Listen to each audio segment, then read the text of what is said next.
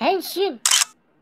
Halo teman-teman semua, balik lagi saya Agan Reza di episode bahas-bahas. Jadi sekarang kita bakalan langsung bahas Rider Time Kamen Rider Decade versus Zio Decade Halls Deathmatch. Tadinya hari ini Ana mau upload langsung 2 kali ya, jadi 2 part atau masing-masing episode 1. Kan Rider Time ini tuh ada 2 ya teman-teman. Jadi rencana sih kayaknya mau upload siang dan malam ya.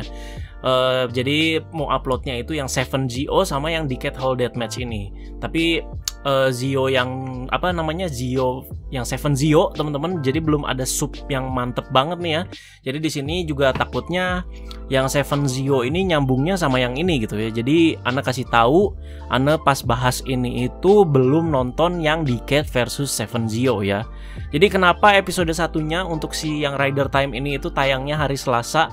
Mungkin biar nggak terlalu nutupin si debutnya Psycho X Wortman ya. Jadi kemarin kan kita sempat bertanya-tanya loh, yang lain penayangannya hari Minggu, kenapa ini Selasa sendiri gitu ya. Soalnya mungkin aja ya baru debutnya si Psycho X Wortman kemarin. Dan episode 21 Kamen Rider Saber kemarin menurut Ana oke banget. Bagi kalian yang belum nonton bahas-bahasnya, silahkan kalian nonton ya teman-teman. Nah tapi episode-episode berikutnya ini bakalan tayang di hari Minggu ya, episode 2 sama episode 3-nya. Jadi ini berarti mengindikasikan mungkin Primitive Dragon belum akan keluar dalam waktu dekat. Sekali lagi mungkin ya, siapa tahu mungkin 2 episode lagi, 3 episode lagi, mungkin juga setelah si Rider Time ini beres gitu ya, baru keluar full form dari si Kamen Rider Saber Primitive Dragon. Dan Rider Time ini satu episodenya itu berdurasi 13 menit ya teman-teman. Jadi dikirain Anda bakalan 20 menit gitu, ternyata cuma 13 menit. Jadi total 3 episode. Jadi kalau kita totalkan kira-kira 39 menit ya. Dalam 39 menit ini si sang penulis itu harus seperti mengemas satu cerita secara kompleks dan menyeluruh gitu ya, biar menarik gitu. Jadi wajar lah ya kalau fast pace di sini ya. Malah kepotong bisa dibilang malah kepotong lagu-lagu dan lain-lain ya. Jadi total mungkin bisa dihitung 10 menit lah ya. Total 30 menitan tuh ya untuk 3 episode di sini ya. Harus dikemas semenarik mungkin di sini. Dan penulis ceritanya for your info itu adalah Toshiki Inoue. Jadi semestinya beliau sih pas ya untuk nulis-nulis atau untuk menggambarkan suasana yang creepy-creepy seperti ini. Toshiki Inoue menurut Anda pas ya. Kalian cek aja Google lah, Toshiki Inoue udah nulis apa aja di Tokusatsu, banyak banget ya. Udah dari zaman Heisei P1 dan lain-lain, banyak banget ya. Dan di part kedua ini harus diacungi jempol terlebih dahulu karena para cast yang balik ini menurut Ana luar biasa semua loh ya. Jadi Ana bakal coba sebutin satu-satu. Pastinya di sini ada Masahiro Inoue sebagai Tsukasa Kadoya, ada Sou Okuno sebagai Tokiwa Sogo, terus ada Itagaki Rihito ya si Ur, terus ada si Ayaka Kono, Mbak Aura, terus di sini ada ini dia, ini apa ya teman-teman? Ini yang menarik perhatian banget Anda dan semangat banget nonton Rider Time ini, yaitu Rena Takeda. Sumpah Rena Takeda seger banget loh di part 2 ini ya. Pangling Anda berdebar-debar ya, jadi baper gitu ya kalau ada nonton yang waifu-able seperti ini ya.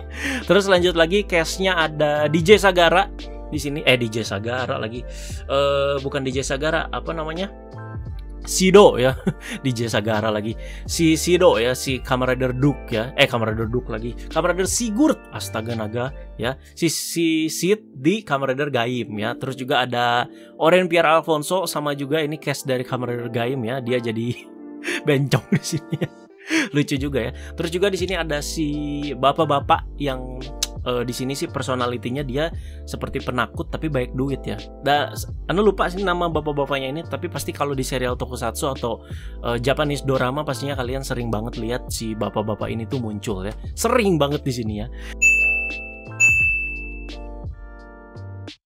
Jadi para cast ini berkumpul dan membawa personality mereka masing-masing. Dan juga ini selain personality mereka yang berbeda-beda, mereka juga punya profesi yang berbeda-beda. Kayak misalkan si Sogo ini kan tukang main basket lah, siswa SMA biasa. Terus ada Rena Takeda juga sebagai siswi SMA juga.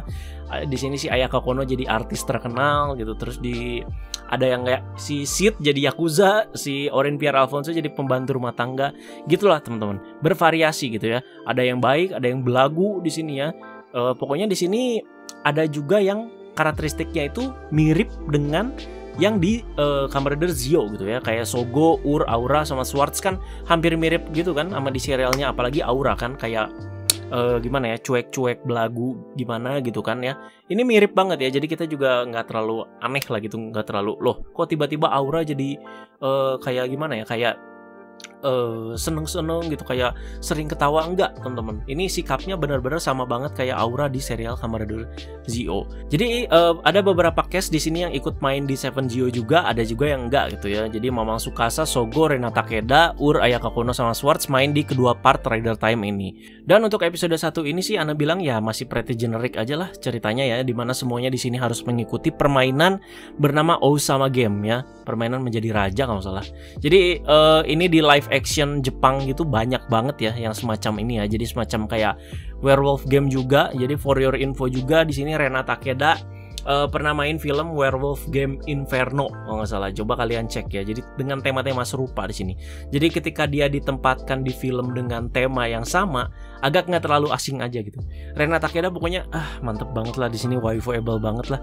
Apalagi dengan potongan rambut pendeknya itu, ampun, sampai si bapak-bapaknya aja ngajak kawin. Saya juga pengen ngajak kawin Pak Rena Takeda udah. Seperti yang Anda bilang ya, untuk part 1 masih biasa aja, atau episode 1 ini masih biasa aja. Dan bahkan hampir udah semua Anda ceritain di Tokusatsu sebelum filmnya tayang, yang pas kita bahas form barunya dikit ya. Di sini kayak terjawab semua aja gitu. Osama gamenya juga ya biasa aja gitu, ngumpulin kursi, ngumpulin panci gitu, yang kalah atau nggak dapet dieksekusi mati sama si Another Yuki gitu. Jadi unsur ridernya baru Another Yuki yang muncul di sini ya. Jadi kalau kita nonton awal-awal sih nggak kayak film Kamen Rider teman-teman. Tapi untuk pembawaan awal dan menciptakan kebingungannya, menurut Anda lumayan dapet lah di sini ya. Semuanya kan tiba-tiba terbangun kebingungan mereka.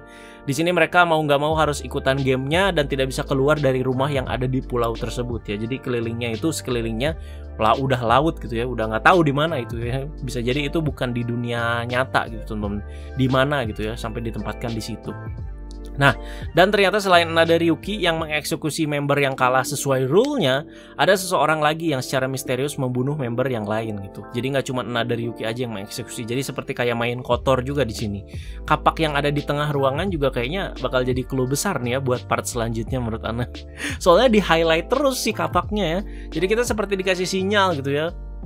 Di preview episode 2-nya juga kapak lagi. Jadi seperti ada kuncinya gitu si kapak ini ya teman-teman. Jadi bisa aja yang mengeksekusi mati si bapak yang agak penakut ini di part 1 ini ya seseorang yang pakai kapak itu gitu teman-teman ya.